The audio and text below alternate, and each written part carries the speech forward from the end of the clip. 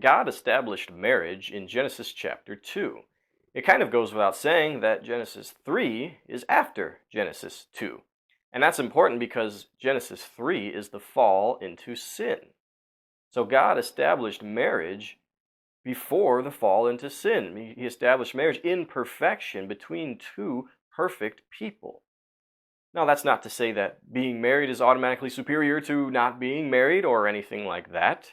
After all, the fall into sin affects marriage too, so that nobody gets married except two people who are sinners.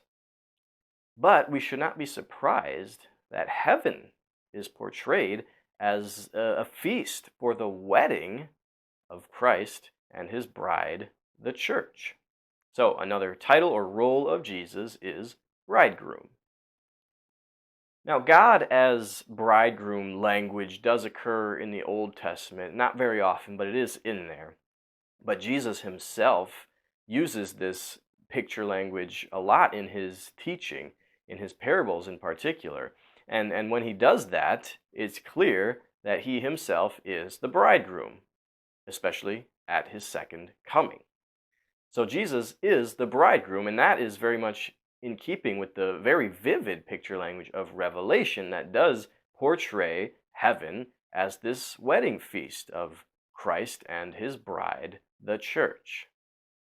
Ephesians chapter 5 says this: Husbands, love your wives, just as Christ loved the church and gave himself up for her, to make her holy, cleansing her by the washing with water through the word, and to present her to himself as a radiant church, without stain or wrinkle or any other blemish, but holy and blameless.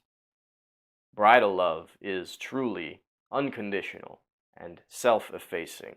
That is why marriage itself is an attempt, albeit feeble sometimes, at reflecting the love of Christ, which is the ultimate, greatest love. I'm Pastor Clinton. God bless your life of magnifying Jesus' name.